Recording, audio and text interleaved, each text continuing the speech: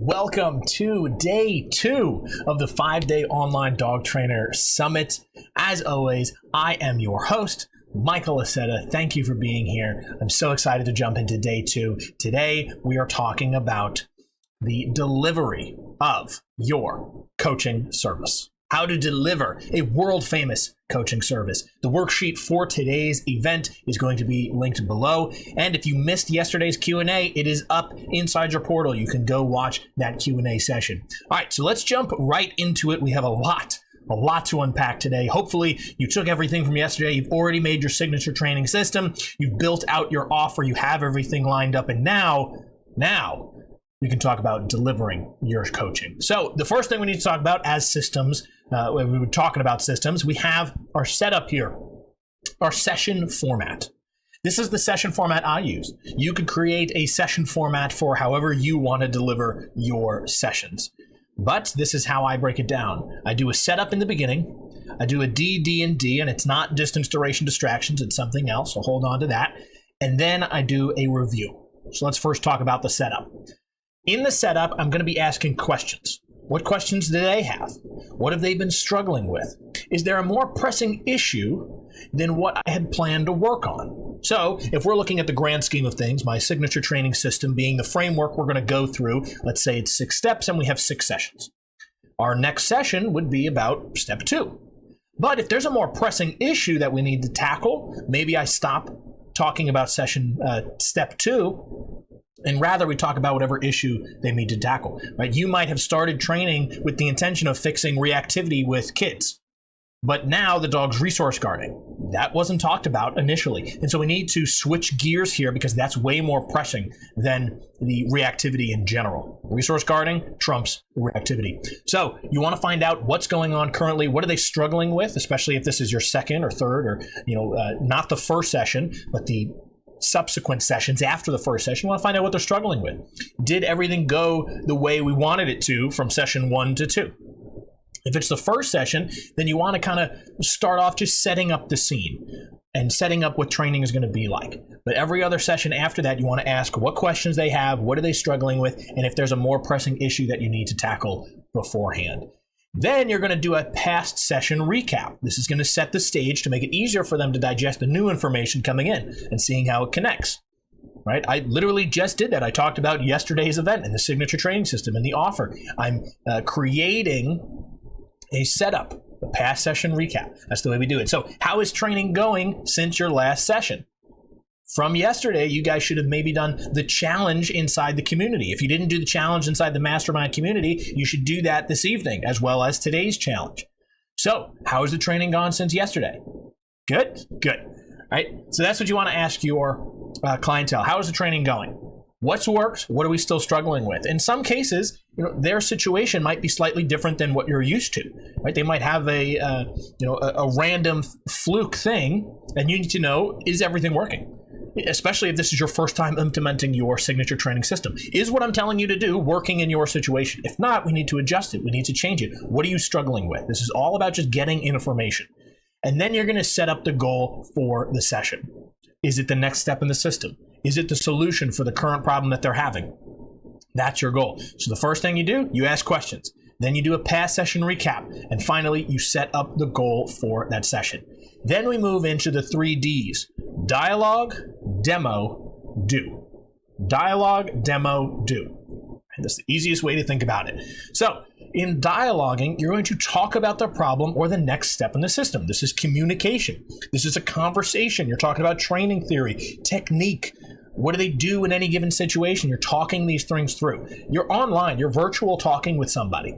We're going to talk about demonstrating and having them do it, but the first thing you need to do is explain and educate them on the concepts you're trying to talk about. It's much easier to attain and retain the information and actually pay attention if they get the explanations first and they understand the concepts and your system first. Then you have them do it. All right. Clearly explain the solution and how to get there in all the cases that you can in any given situation. And the best way to do this is to use analogies. It's kind of like, or connections. Have you ever? So analogies, and you know what analogies are. It's kind of like a traffic light. It's kind of like flying a plane. For me, the traffic light is when I talk about stimulus control. And if you don't know what stimulus control is, it's kind of like a traffic light. So we have 3 lights. We have a go, stop, slow down. When it comes to stimulus control, we're telling our dog when to do something and when not to do it. That's the red light and the green light. In the middle, that yellow light is while we're practicing and training. So we reward, every time our dog does it, even if we don't ask for it, because we want to encourage them to do that new behavior, whatever it may be. Let's say it's a trick. A trick has some strict stimulus control, right? I don't want you jumping off my back randomly. I only want you doing it when I ask for it. And so that's kind of like a traffic light. We tell our dog when to do it and when not to do it, and stimulus control is learning the difference. Flying a plane is when I'm telling and communicating with people about how we want to explain everything perfectly as we can to our dog before we put them in stressful situations. If I was going to have you fly a plane, it'd be much better for you and easier for you if I explained how to fly the plane first. You learned all the controls, you learned how to read the instruments, and then we went up into the sky and practiced flying. If we're at 15,000 feet and the pilot passes out and you have to fly the plane, it's going to be very difficult. Same thing happens with our dog. We don't want to throw them in a stressful situation in the middle of a dog park and ask for perfect obedience. We want to teach them obedience at home and then slowly increase the level of difficulty so we can eventually get inside the dog park doing obedience. And then we have connections. Have you ever is the best way to communicate with people on a interpersonal relationship style, right? So we're connecting with them in their deepest human feelings.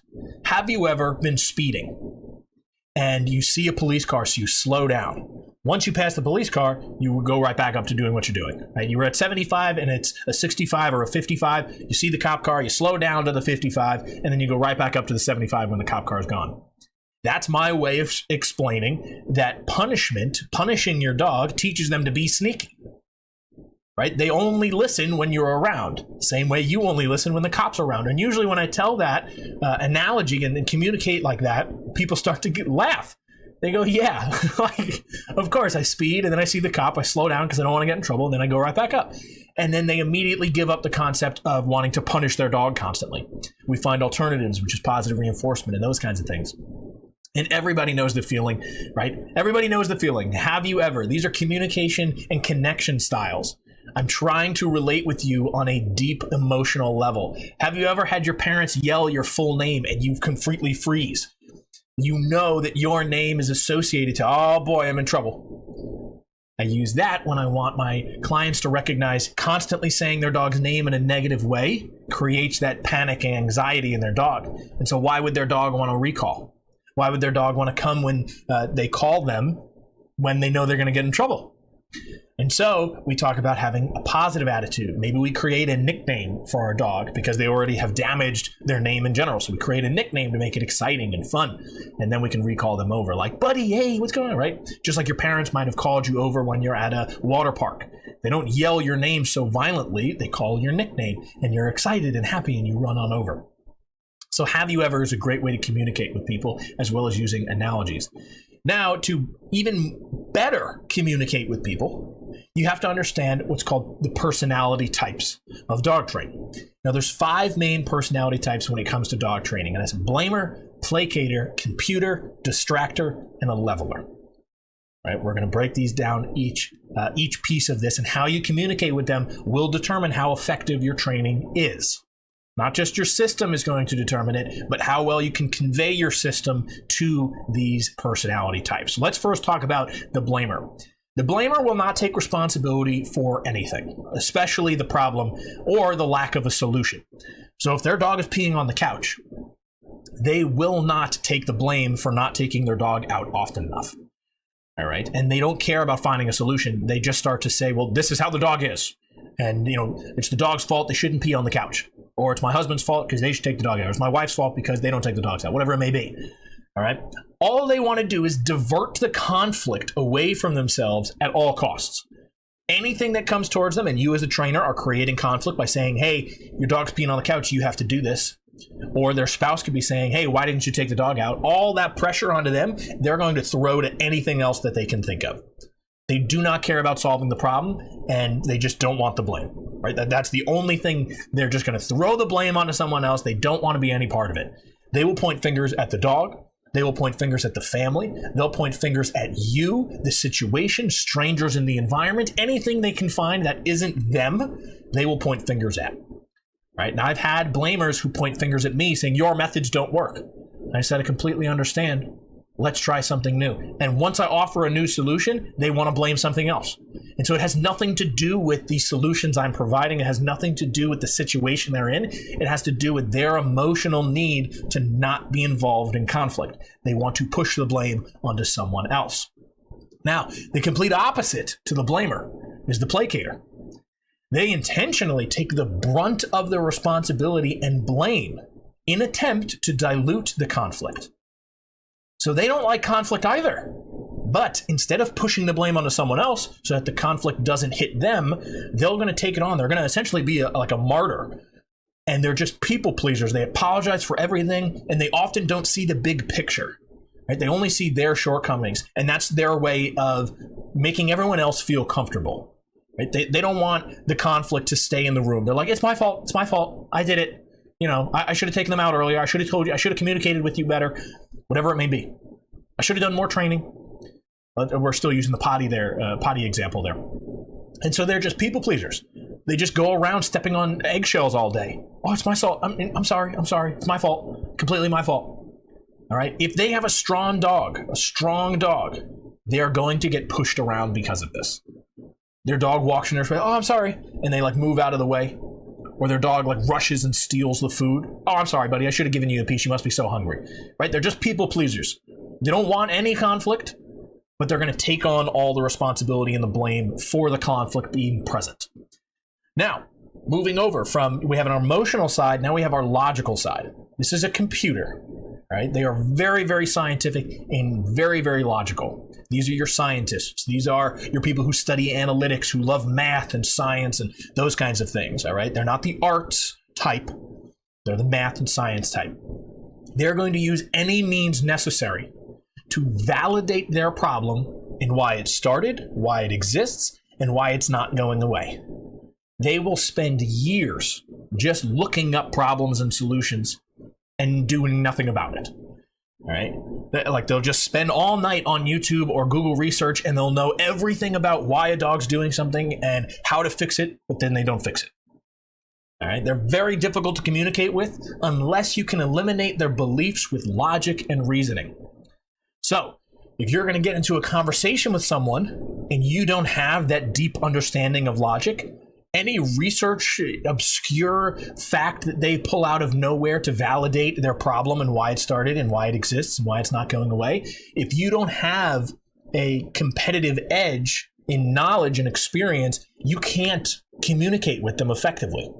So that's why you as a professional need to be at the top of your game. You need to know what you're talking about. You need to know the facts and the science and have the experience to say, well, that might have been the case for your friend Joey who had this experience or the paper that you read from 1950s. But after training over 12,000 dogs, this is what I've experienced. I know this works, and so that's what we're going to do. Right? You have to be able to communicate and take control over the situation because they will just validate anything with an obscure fact or reference or something that they've heard. They're trying to use logic and reasoning to validate why the conflict isn't on them. Again, these people, these types of personality types do not care about solving the problem. All they care about is understanding why and the logic and the science. And they'll just sit and think all day of solutions, but they're not going to do anything. Now, the distractor is the master of avoiding direct conflict. They are an absolute master at the task. All right?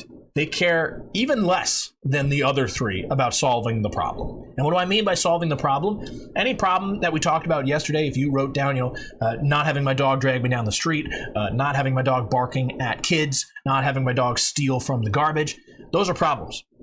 The distractor cares very little about solving that problem. Very, very little. The other ones care less, but the distractor cares the least.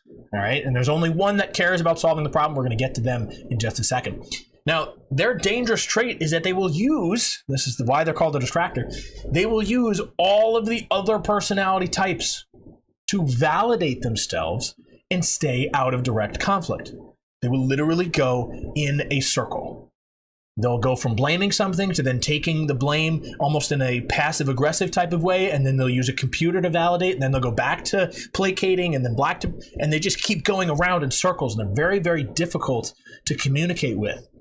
They are the hardest clients since you have to cut through all of the distracting traits in order to effectively communicate with them. And I was working with a client once who had a distractor personality type, and I try to wean them out. I will not work with people who have a distractor personality type because of the amount of effort and fight you get between the two of you. And so I was working with this potential client, and she wanted to work on something very specific, and I said, awesome, we can do that. The second I started giving her a solution that required her to do anything and take any amount of responsibility for it, she told me that there was a different problem. I said, okay, no problem. And so we moved on to the different problem. And then she said that it was her kids that were the problem and that they needed the education, not her. And I said, I completely understand. Bring your kids in. So the next session, she brings her kids in. This was when I was at a facility and did in-person sessions. She brings her kids in. I start working with the kids, and then she's blaming the husband. And then she was blaming the dog breed and that the breeder was the problem. So she's blaming all of these things, and then she's using the validation and the logic of the dog breed as to why the dog's behaving this way, as opposed to thinking we could do training. We could practice this. We could work on this. She didn't want to do any of that. All she wanted to do was keep going through this distracting cycle so that she never had to deal with the problem. She never eventually did. And that was unfortunate for her. When the husband came in with the dog, we were able to do some great work. The kids were able to do some great work. She just couldn't get out of her own distracting self. She's limiting herself, which was very unfortunate. And I hope that they're doing well now. I hope that she got through that. And it's just a defense mechanism. It's nothing more than they don't want the conflict. I'm just going to fight tooth and nail not to be the center of the conflict. All right? So there is one person and one personality type alone that cares so much about solving the problem that they can actually think level-headedly and smooth. They're the easiest client to work with. If every client I had could be a leveler, I would be the happiest thing in the world. Okay? This is what you want. You want a leveler. They care heavily about solving the problem, and that is their only objective. Literally, that's it. They don't mind being the problem that needs to be fixed. And I love these people because they're like, yeah, you know what? They're accurately pointing to themselves saying, I didn't do the training. I haven't been doing the work. I know I'm doing things wrong. They're not a placater saying it's my fault. It's my, I'm sorry. I didn't do the training. They're like, no, I didn't do the training. So I got to get back onto the training. And then they actually do it. They get back onto the training. They don't fixate on the understanding and why something is happening, but they do want to know why. Right? They want to know the knowledge and the reasons and the logic behind it, but they don't get fixated on it. Everyone can be a leveler. All it takes is patience and practice. Everybody can be a leveler, and good dog trainers are levelers. They're level-headed and smooth. This essentially says, in any given situation, who's at fault? Is the dog not responding because it's distracted? Well, then whose fault is it? Nobody's necessarily. Right? It could be your fault for not having the situation set up correctly. It could be the environment's fault, but that's not really helpful. It could be the dog's fault. That's not really helpful. It could be the treat's fault. That's not really helpful. So whose fault is it? It's your fault. You have to put the accurate blame on you. And then you say, well, let's look at the logic. Logically, my dog is distracted because it's a herding dog and there's kids running around. Well, maybe it wants to go herd those dogs. So that's a logical explanation. So what we're going to do is we're going to create distance. I'm already thinking about the solution. I'm going to create distance so that my dog isn't so tempted to want to go herd the kids around. Now I can actually control the process. All right? So moving on. Coaching personality types is very, very easy. All right? All different personality types come down to one thing. You have to get them acting like a leveler and nothing else. A distractor, this is the hardest thing to do because it's the farthest away from being a leveler. A distractor is the farthest away from being a leveler. Closest would be a computer. And then in between that would be the placater and the blamer. Blamer's closer to the distractor. Placator's right in the middle. So all we got to do is take placator, make them think logically, and then boom, they're a leveler. We got to get the blamer to start taking some responsibility in a placating fashion, think logically, and then move to the leveler. And the distractor, we got to at least get them placating first. We got to jump over the blaming because the more they blame, the worse the problem is going to be. They're just taking the responsibility off themselves. So you got to get everybody acting like a leveler. Once you get them acting like a leveler and nothing else, everything becomes that much smoother. They're only focused on solving the problem, right? That's why they're coming to you. That's why they're doing training with you. They want to solve their problem. And so you have to be making that the main focus.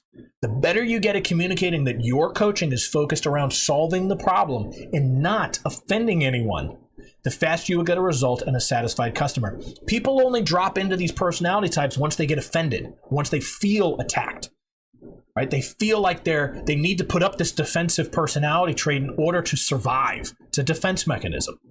So what you need to know is how to communicate with them and say, hey, I'm going to be training you. I'm going to be coaching you. I might say things you don't want to hear, but understand that the purpose of that is to help you get to where you want to go. That is my job. That is my goal. I don't mean to offend you. So your goal is to really just keep them on track. Keep them on track. Always bring them back to the problem they're trying to solve and the solution that you're providing. Anytime they get distracted, anytime they get defensive, hey, listen, I'm just trying to help you reach this goal that you want. This is how I know how to do it. This is the system we agreed to work on. That's how we're going to do it. In the beginning of the session, mention the goal of the session. That's why we talked about it in the setup phase and how it relates to their overall goal as the client. Hey, today's session, we're going to be talking about improving your dog's listening skills. This is because your main goal is to be able to go outside hiking with your dog. And to do that, our dog needs to listen when we ask them to come to us, right? Whenever you get off track or get close to offending the client, bring them back to the solution and how doing X, Y, Z or whatever it is will help them reach their goal. All right? Moving on to demo. Excuse me, thank you. It is always best to complement your dialogue with a demo. This helps you further explain your system and your points. So once you talk about it, once you educate them on the concept and the topic, now I got to show it to you. Right? This is the meat and potatoes of your training sessions and should be well thought out. You should really think about, how am I going to demonstrate this? Am I going to do it in a live video? I'm actually going to change the camera, which we're going to talk about in a second, or am I going to have a pre-recorded video? This is, again, yet another reason you should make videos around your system. You can reuse them for everything that comes up in your sessions. If you just made 5 videos, or not even, you can probably make 3 videos or even 1, depending on how good your video skills are. You could make a video around each step in your system, and then you just show them that step. And it doesn't have to have sound. It could just be you showing, and then you talk over the video. I'm getting ahead of myself here. There's 2 main forms of the demo. As I mentioned, we have the live video and we have the pre-recorded video. In the live video, it is nothing like being in person with somebody, but it is the closest you could possibly get. So in person, of course, like I could hold their hand, I could move them around, I could physically do it with the dog directly next to them so that the dog realizes, right? But this is the closest we can get without being there. We're showing them in real time. We can pause when they need us to pause. We can do it again as many times as they need. And we're either going to have to show them with our own dog or have a demo kind of set up and have them walk through it with their dog, or just, physically act it out.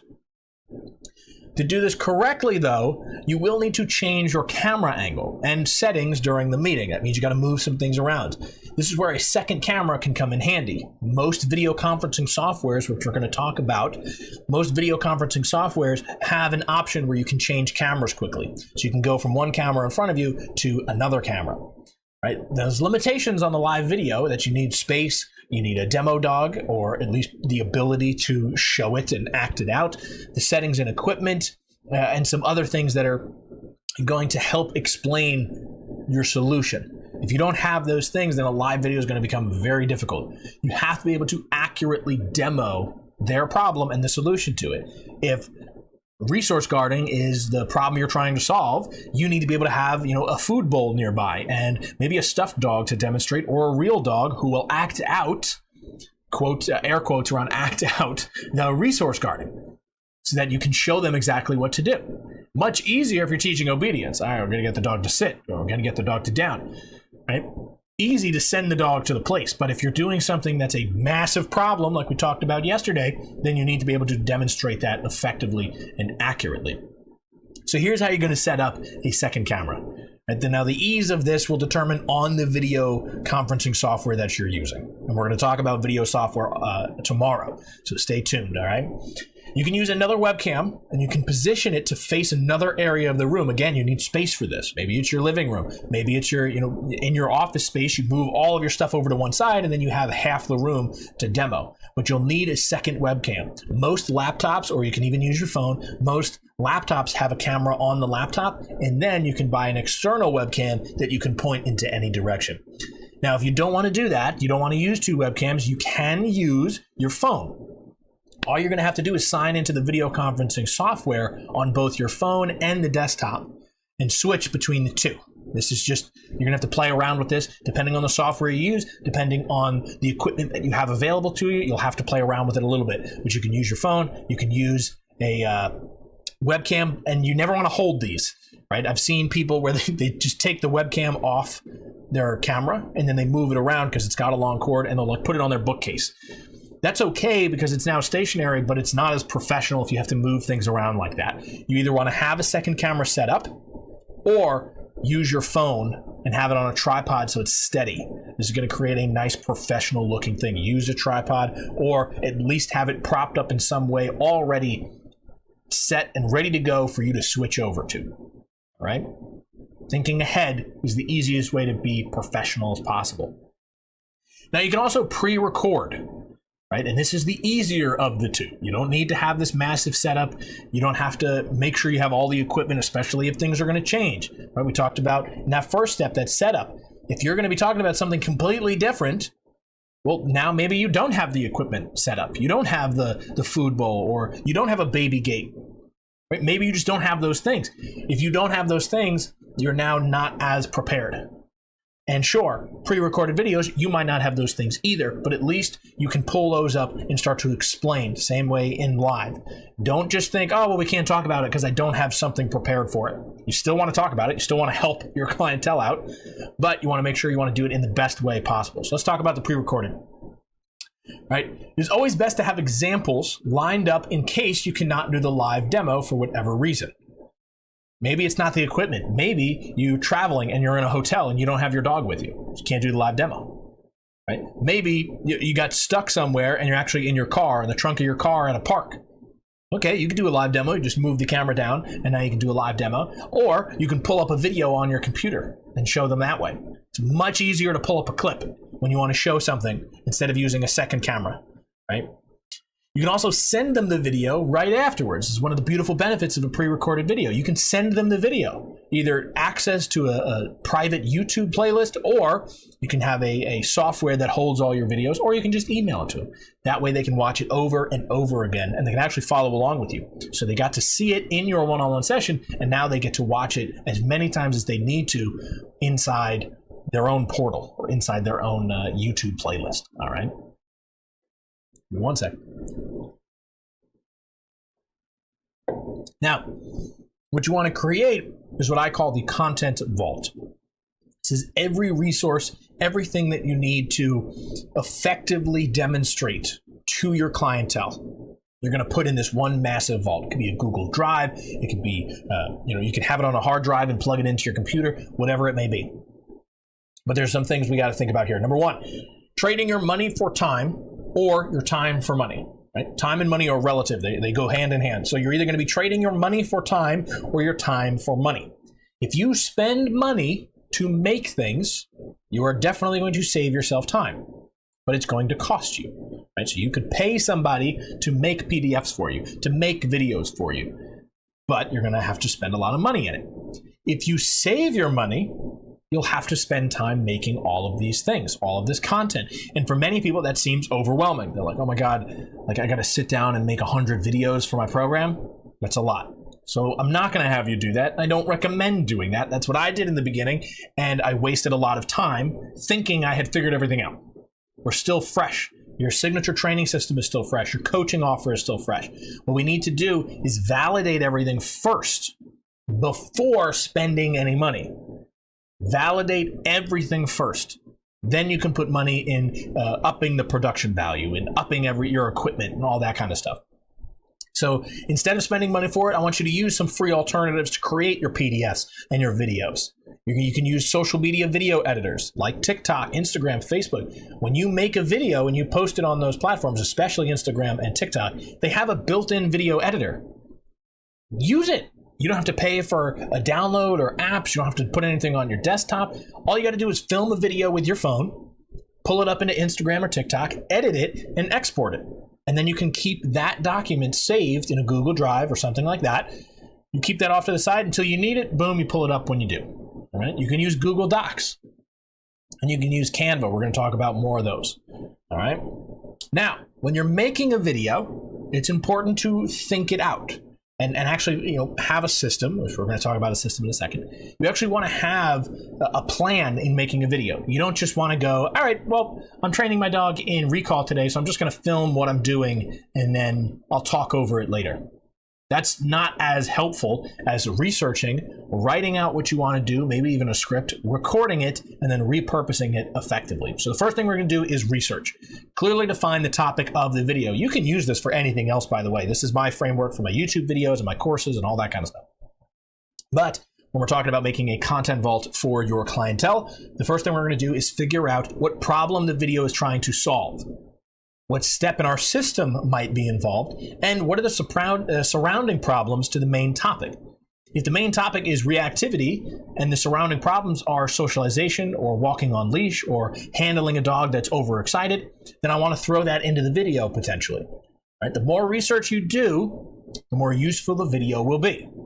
So don't just, think on the fly, oh, I'm going to make a recall video. And then you go and make a short 30-second video, which might be good. It's not great. Because recall, we have name recognition. We have self-recognition, where our dog just turns and engages with us. We got to learn how to use the clicker. Maybe we have to learn how to use a long line and manage it without getting our dog's feet tied up and breaking an ankle, right? So you want to think about all the surrounding problems and do as much research as possible so that you can provide the best video possible. All right. Now, when your clients ask for certain things, make a video on it. That's the easiest way to do it and the fastest way to grow a content vault without getting overwhelmed. Right? So when your client says, hey, do you have a video on, recall, or can we talk about recall in our next session? Absolutely.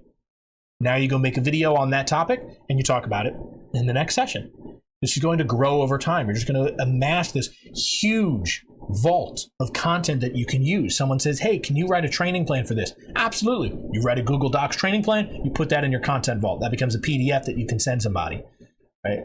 Hey, what can my dog eat food-wise? Or what can't they eat, rather, food-wise? Cool. PDF, put it in the Google Docs, and now you can send it to somebody. And then we're going to write it. All right, once you've done the research, we're now going to write it. Don't just record your past sessions and try to pass it off. This never works and comes across as lazy. I've seen countless trainers do this, and it drives me nuts. It drives me absolutely nuts. So much so that I'm going to go full screen here just so we can talk about it.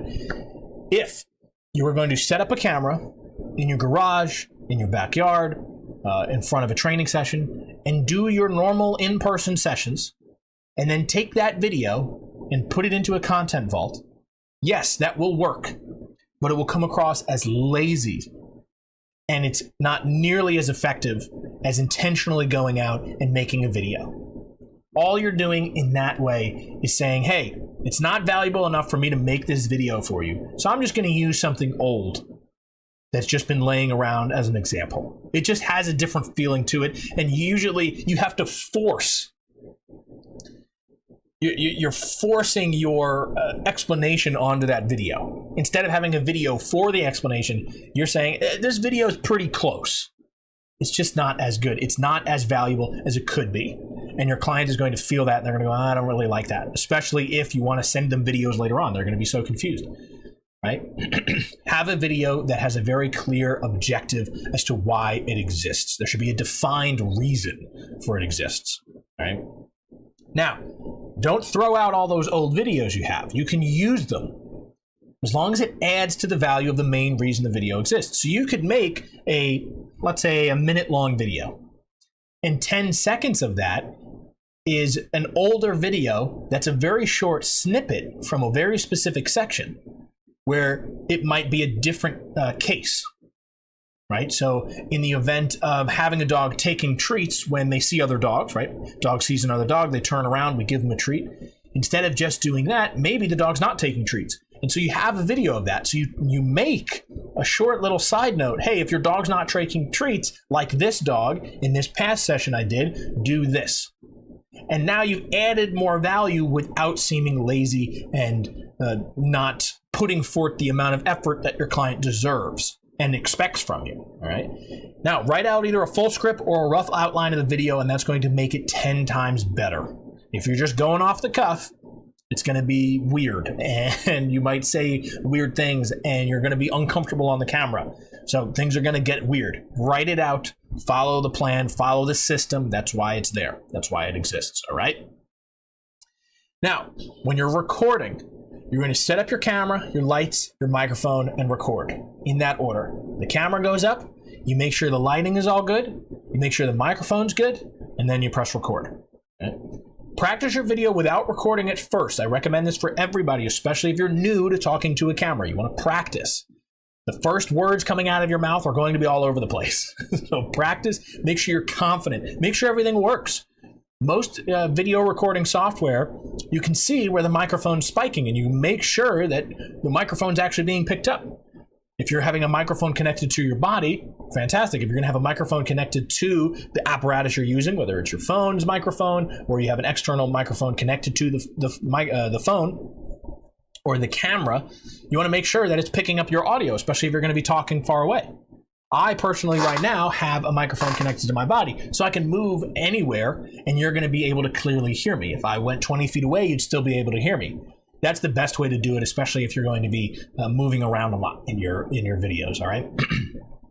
You want to do a test run. Make sure everything is on, working, and how you want it. Once you press record, did the white balance of the video change? Does it look weird? Did it start raining? Okay. You want to have a test. You want to make sure everything's good. Make sure that you're in frame. The amount of videos that I've done that I thought I was in frame and I'm just slightly out of it, so you only see half my head, is taking up probably 50% of my Google Drive. I gotta delete those, but the point is, make sure you're in frame. Do a test video quick, go back, watch it quickly. Oh, good, I'm in frame, perfect. And then go back out. This video here on the screen that you see, it's not a video play, it's a screenshot, but this video, in one of the moments, I'm over here in the corner. You completely miss me. And so I had to redo the video. And this video, however long it was, I had to redo, which means I have to set up the camera again. I have to take the dog out again. Everything has to be perfect. I have to get my script ready again. The more you do in prep, the easier it's going to be to record. Now, when you're filming, there's 3 secrets. Number 1, film with the edit in mind. If you're going to be editing the video, you want to film with the edit in mind. If you don't plan on editing the video, do the video in sequential order, in perfect timeline order. When we're talking about filming with the edit in mind, if you have 5 steps, and this makes sense, right? It's just logically. If you have 5 steps, don't go 1, 5, 3, 4, 2. Do it in sequential order. It makes sense. So if you have to jump around and move between a few things, it's easier to film with the edit in mind in that case. Now, if step 1 and step 5 are in the same place, and step 2 and step 4 are in a different place, and step 3 is you just talking or something like that, filming with the edit in mind doesn't mean completely forego practicality. Right? If you're going to be filming in scene 1 for parts 1 and part 5, then do that together, and then just plan it out later. But film with the edit in mind says do things in chronological order. Don't get all over the place. Don't film something and then put the intro to the video at the end. That doesn't make any sense. Put it in the beginning, start with the intro, and then jump into it. Secret number 2, lighting and audio are the most important. You can have a very bad camera with good lighting and good audio, and people will not care about the quality of the video. Because most of the time when you share a video, the quality drops anyway. Right? Whether you're sending it through messaging, whether you're sending it through YouTube, it gets compressed. On social media, it gets compressed. So the video quality isn't as important as the lighting and audio. If they can't even see you, right? If my lighting is like this, it doesn't look very good. If I put the lighting on, things look much better. And the audio is important too. If my audio is too low, if it doesn't sound full, if it doesn't sound rich, if it sounds muffled and something like that, or it sounds tinny, right? You don't want to have that. So lighting and audio is crucial, especially if your camera isn't as best quality that you could. You want to improve the lighting and the audio first, and then get a more expensive camera. Phones are pretty good though, so just work with your phone for now. Number 3, never use the first take. Never, ever, ever use the first take. That's why I want you to practice the video before you get into it. Never use the first take. You could even film the first take, immediately delete it, and then try again. Right? Do 3, do 5 takes, do 10. Sometimes I do 10 takes of something just to make sure that I have it down and that I have some room to play with. Right? Because if take 2 had a good intro, but take 6 had the better explanation, then I'm going to put those 2 together. I'm going to combine them. And that's filming with the edit in mind. I know that I can use all of these different takes and find out what part, how can I make the video the best that I possibly could. Now, in terms of editing, you have a wide selection of editing that goes kind of outside the scope of our Summit and Mastermind. But you can use social media editors like the TikTok video editor, the Instagram video editor. You can download an app, or you can use a free desktop editor like DaVinci Resolve. Usually people use Premiere Pro. It's $200 a year, I believe, or $300 a year. If you can learn how to use DaVinci Resolve, it'll save you a lot of time and money. All right. You want to play around, find out which video editing software works best for you. If you like to do it on your phone, do it for your phone. I can't stand doing it on my phone. It's way too small. I have no control. I like it on the big monitor. So that's where a desktop editor works. But there are some drawbacks. I got to load it onto the computer, then I got to pull it up, and all that kind of stuff. So maybe the phone is easier for you. Totally agree with you. I think it's fantastic. I think it's easier. If I had a bigger phone, I would totally use the phone. But I like using the monitor. You'll have to play around and find out which editing app or program works best for you. But once you learn one, they're pretty much all the same. All right? Then you want to repurpose it. Right? Doing all of that work, researching, writing, recording, editing, doing all of that work just to use it for 30 seconds doesn't do you any good, right? You want to repurpose it as much as possible. So you can use it for social media to show off, depending on what you're talking about. You can add it to your content vault for your clients, like we're talking about. You can add it to a community of your members. Right? If you have a community or a Facebook group, you can put it in there and say, hey, what do you guys think of this video? What questions do you have? Did I explain this well? You can kind of use it as a validation.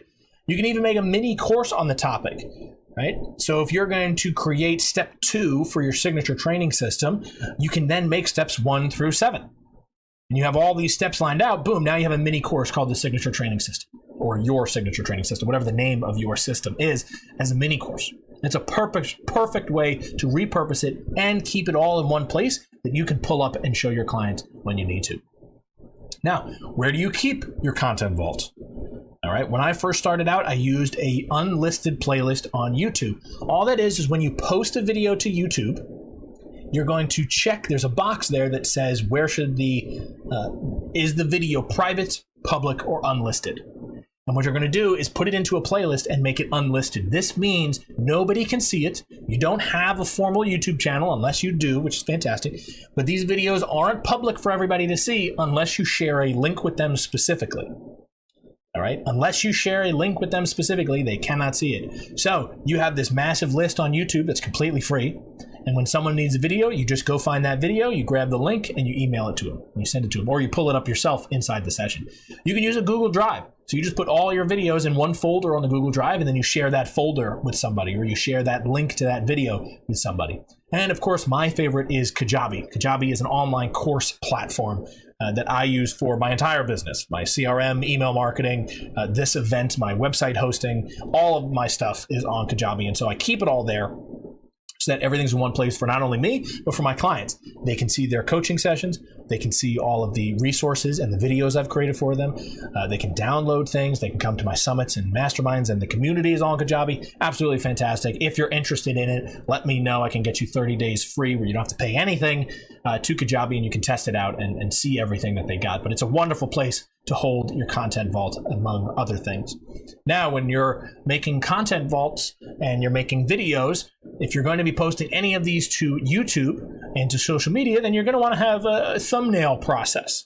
Right? These are just my secrets, my 3 pieces that I check off. I want to make sure I have bright colors. I want to make sure I either have a human or an animal face, and I want to make sure that I ask or answer questions. If I'm asking a question, I want the person to be asking that same question. I want to relate to them. Got a dog? Now what?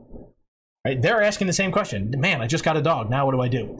And so I want to be asking the same questions that they feel, ooh, I can relate to that video. Let me go watch it. Or I want to have them ask a question to themselves. Fastest method I've ever seen. Well, what is the fastest method you've ever seen? What is it the fastest method of? Clicks on the video, right? Stopping your dog for good is answering the question. How do I stop my dog from doing something? Stopping your dog for good. I don't know how I'm stopping my dog for good yet, right? He didn't give me the answer. I got to watch the video to get the answer. I use Canva for thumbnail creation, but you can use social media. Instagram is great for this. Take a photo of something blank, just a color. You could use a piece of cardboard and construction paper. You could use a white wall, and then put a picture of your face on there, or just take a selfie, and then you could put text or other stickers and images on it. So you got to get creative with that, but I like using Canva. All of these were made on Canva. All of my thumbnails are made on Canva, among other things. And we're going to talk more about software and these types of things tomorrow, so stay tuned. Now, that was just video. Now we talk about PDF. All right, Google Docs, free. Again, we're going to use our signature training system framework. So you brainstorm and document your ideas. We're going to simplify, then we're going to test and refine. Start small with a simple PDF download, right? If you're going to make PDFs to give out to people, start small. Don't go writing a whole book.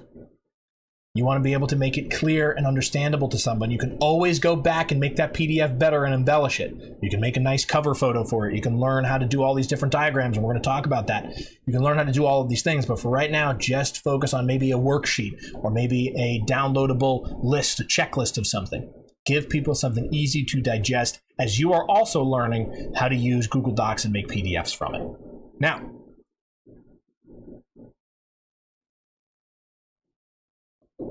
excuse me. In Google Docs, you can make diagrams. And when I mean download a PDF, maybe it's not just a checklist, but maybe you want to make a diagram to show somebody and you don't want to pay for Canva. I use Canva for it because I have more flexibility, and we're going to talk about Canva. But Google Docs is a great free way. Canva is also free, but there's a paid subscription that you could get to get some benefits. But here, what we're going to do is you're going to go to Google Docs, you're going to click on Insert, you're going to click on Drawing and New. This opens this window, and you have a lot of options here. All right, you can add shapes, you can add lines, you can add text, you can add just images and stock photos that you can find on Google. And then once you've created it, it'll put it right onto the page of your Google Doc. So if you're talking about the value pyramid like I did yesterday, then I can make this tiny little PDF image that someone could download and they could have access to. Super simple. Took me 30 seconds to do, and when you learn how to do it, you can get really good at it and really fast at it, and you can make a lot more advanced diagrams and images. You're trying to explain body conditioning. You're trying to explain 7 steps to weaning the dog. Maybe you need a picture of a dog and some lines pointing to certain areas of the dog, and then you describe what's going on. Right? You want to make diagrams because it's easier for people to picture and see than to just read the words and try to come up with the image in their mind. Don't leave anything for the imagination. Now, using Canva, you can try it for free. I like to use the whiteboards feature. When you get to the whiteboards, you just get this massive open canvas that you can do anything with. And they have templates for mind mapping and structures and that kind of thing. You can add different elements. You can add photos and videos as well as audio and text and all this kind of stuff. This is what I love. I did this yesterday. You probably noticed it.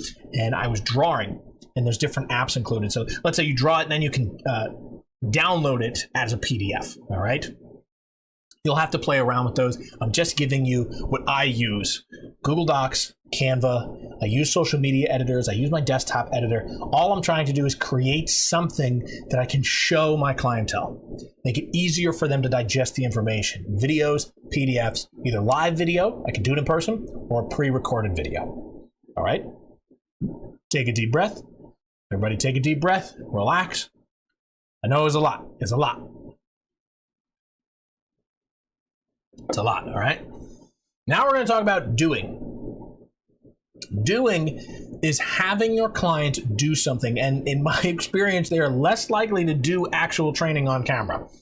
Right? Most of them are like, okay, no, I got it, we'll do it this week. It's like, no, I want you up, and I want you training, and I want you doing it so I can solidify your ability or the lack of ability. Like, what do we need to improve on? What are you not succeeding in? And it can make all the difference. If they think they understand it, but 10 minutes later they completely forget what I showed them, then that entire session was a waste. Right? Get your clients to do something, even if it's not exactly what the objective is or the goal is, get them to do something in relation to the problem. Resource guarding. Maybe we can't trigger a resource guarding right now, right? Maybe it's just not the time for it. But we can practice name recognition so I can at least get the dog away from something. Or you can have them practice the maneuvers. How do we grab the leash without getting bit? Those kinds of things. Right? Your goal is to make it easy and fun for them, so make sure you give them something that boosts their confidence. Don't have them do something that's too difficult and say, hey, we're going to do this. That was wrong, that was wrong, that was wrong, that was wrong. You did everything wrong. Like, that's going to completely shatter their confidence. You want to boost them up. Have them do something easy and enjoyable for them, and then say, that's fantastic. That's exactly what I want you to do. Do that every day until our next session. Right? Now, in this session, you can have them use their phone, prop it up against something, the stairs, and so that they can actually train their dog in that moment.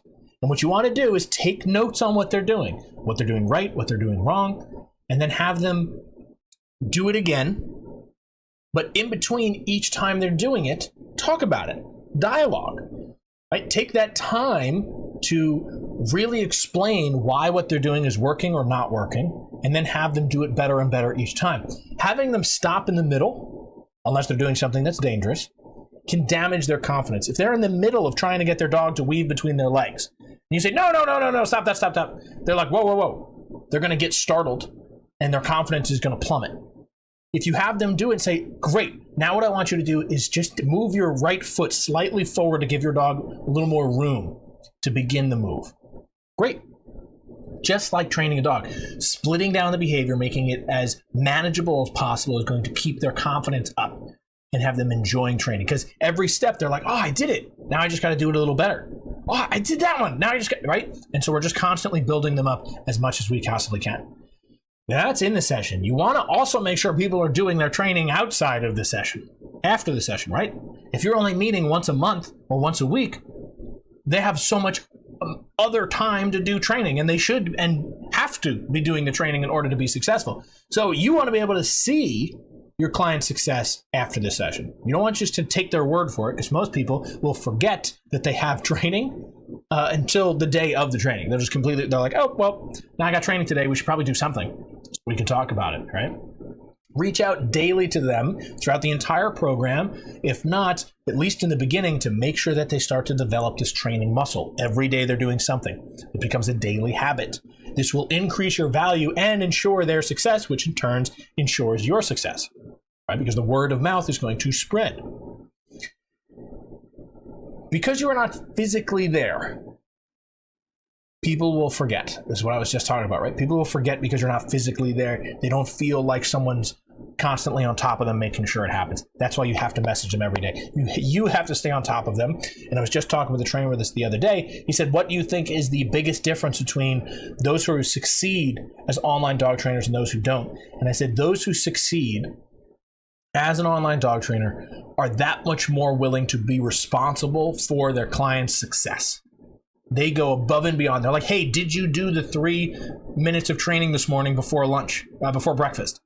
No? Great. Do the 3 minutes right now while I'm texting you. I'm going to video call you. I want to see you do it. Like, they go above and beyond to make sure that their clients are being successful and doing the training that they said they were going to do. That's the difference. As an online dog trainer, you got to be responsible for all of that. You can also do video reviews. This is where you ask someone, hey, send me a video of your training, and I'm going to review it, and I'm going to tell you what we need to change. Again, this is going to build that daily habit of working with their dog. Over time, you can reduce the amount of videos that they send you, but every day is pretty good to start off. Maybe multiple times a day. Maybe you make a Google Drive folder that they can put their videos in, and they just keep loading them in, and when you get the chance, you either send them back some notes on it, or you talk about all of that inside of your next session. Right? If it's not pressing, if they don't need immediate feedback, you can talk about it in the next session. Now, in each video review, you're going to follow the 3 Ds here: dialogue, demo, do. You're going to dialogue. You're going to either send them a message, a text message, you're going to type something out, you're going to send them a voice note explaining what they did great and what needs work. You're then going to either make a video or send them a pre-recorded video of what they should be doing. And then you're going to always end with what you want people to do. Don't think of a purple elephant. you will think of a purple elephant, and there's one on the screen just to make sure that you actually thought of the purple elephant, right? Tell people what you want them to do. I want you to train every day for 3 minutes before each meal. I want you to take your dog out to the park today and do some environmental training. Tell them what you want them to do, not don't forget to train. They will forget. They do remember to train. It's a very subtle shift, but it's important to have people be successful. And then you want to provide support for people, right? Especially after the session, you got to provide support because you're not actively engaged with them. You could be calling them while at work. They could be stuck in traffic and you got to call them. You want to make sure that they're supported. But they can also reach out to you, and that should be between a video call or a phone call as support, right? If you offer this service, it can greatly boost your value and help your clients in the moment of training. They might call you, right? If you were calling them to support, if you were calling them to find out what's going on, they could be in the middle of something like driving or at work. If they call you, it's probably because they're in the middle of a problem they can't solve by themselves. It could be a dangerous situation. It could be a stressful situation. It could be an emotional one. So I want you to do 3 things. I want you to stop and listen first, then start to think, and then act, right? You have to understand fully what is happening first, then think of a solution and have them act while you're still on the phone. You are completely reliant on their descriptive skills, right? If they say, my dog's chasing a kid, but actually the dog's just playing with a kid, if their descriptive skills are not very good, you have to really think this through first. Ask follow-up questions. Make sure you understand everything in depth. Oh, well, is the kid, poking the dog? No, the kid's just laughing and running away and having a great time, and my dog looks happy, but I'm nervous. Oh, okay. Right? Call your dog over, control the situation. It doesn't seem like you need to rush in and pick the kid up and pull the dog away and, throw the dog in a garbage can so that the kid can get away safely, or throw the kid inside the back of a pickup truck, like those kinds of things, right? And those might be solutions for certain situations, but you need to understand the full scope of the situation because you're not there. Ask questions. Be calm, right? They are in a heightened state. They might be overreacting. You need to be the calm person in the situation. Bring them down. Lower your voice. Get everything nice and relaxed. Tell me what's going on. Is the kid okay? Do you have treats with you? Do you have the leash on you? Are you holding the dog? Is the dog going to bite you? Do you feel uncomfortable? Ask questions and follow-up questions to make sure you know exactly what's going wrong. If anything goes wrong, you'll still be right there to help them again. That's why you're going to stay on the phone, especially if it's a dangerous situation. So when you tell them to do something and they go to do it and they go, that didn't work. Great, I'm right here. Take a deep breath.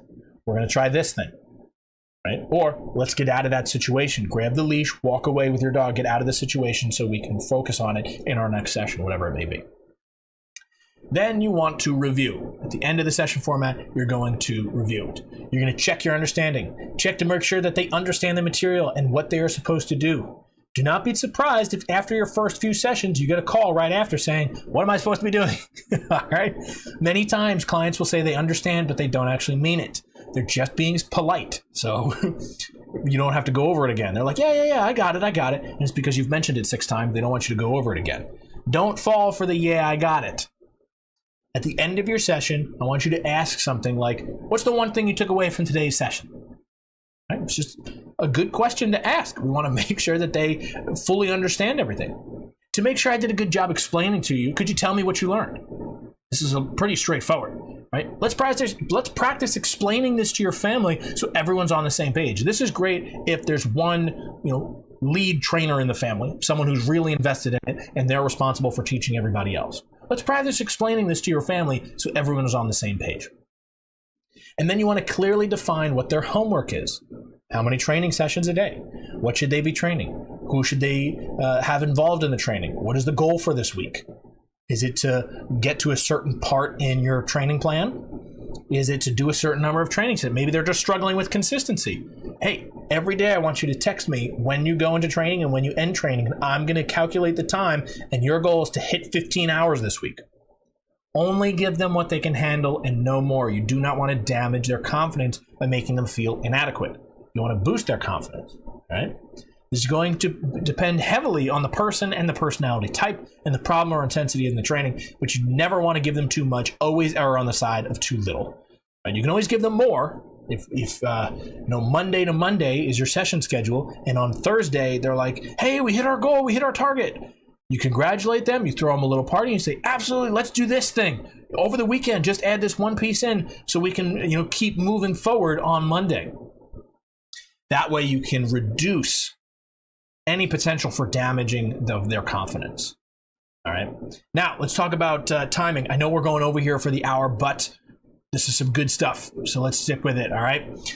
Timing. Session timing should be equal to as long as necessary and as short as possible. That's it.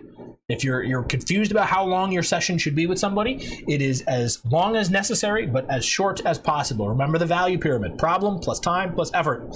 We know that people value their time as 1/3 of our value pyramid, so we don't want to take up a lot of their day every week, right? If you're going to be doing a weekly session, maybe a monthly session is a little different.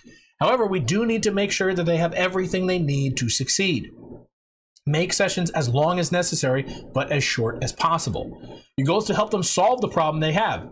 That should be the main focus of the session. Right? That's the only thing you should be talking about. And if you can talk about that for 45 minutes and get them the result, good. If you can do it in 20 minutes, good. Don't fall into the trap of just talking about anything that comes up and getting sidetracked. This often happens when there is nothing to talk about. We've solved the problem and there's no longer a need for the session. And so find the next problem that they might have that they don't know that they're going to have, and then talk about that. Although your client might not mind in the moment, they will when their dog misbehaves, right? And you didn't help them out. So if you were just talking about whatever came up, oh, how are the kids? How's work? Those kinds of things. And you spent the half hour or the hour doing it, depending on how long the session is. And then you go to do something else. You go to your next session, and next week they're like, hey, we didn't really talk about much. I didn't know what the homework was. And I really feel like I'm not being helped here. They didn't care in the moment, but they cared afterwards. And that's important for you. Pick a time and then adjust it. Right? The timing and the training that you are doing will greatly impact the length of your training session. The training you're doing will greatly impact the length of your session. Whatever time you choose, you should be able to validate it. Right? So don't give a 20-minute session and charge them for the hour. That doesn't make sense. A 5-minute phone call for $75 doesn't make any sense, in my opinion. Right? If you can make sense of it, good. I usually like to stick between 30 minutes, 45, and 60 minutes. Those are kind of my golden times. And then you can always adjust as necessary. If you pick a 45 and you end up finishing early all the time, then make it a 30-minute. If you end up going over 45, then you can jump to 60. If you're really not sure, you can always offer a range, right? 2 hours is way too big. I like to always do 30 to 45 minutes, but we can go over. I say, hey, I block out an entire hour for our session, usually about 30 to 40 minutes. And then you have plenty of information. I stick around for any questions that you may have. But this allows me to help them fully. If we need to go over, if we have more problems that they're struggling with, we can talk about that. If they've invited other members of the family who need to be caught up on everything, I can go over that as well. Now, if we end early, it gives me time to take care of the administrative parts of a session, like taking notes, scheduling their next session, downloading the recording of the session, sending them the resources that they need throughout the week. Those types of things I would have to do at the end of the day after all of my sessions, or if we finish early, I can do it right then and there and then get ready for my next session. People have more stamina than dogs do. So if you're going to be doing longer sessions, understand that you should not be training the dog for the entire session. And that's why we do the dialogue, demo, and do. So if it's a 45-minute session, if it's a 60-minute session, spend 45 minutes explaining, answering questions, talking about things, and 15 minutes in total having them do the training. So your demo takes up time, you explaining things takes up time, and maybe you break it up into doing 5 minutes here, 5 minutes there, 5 minutes there in the training to make it easier for the dog to digest.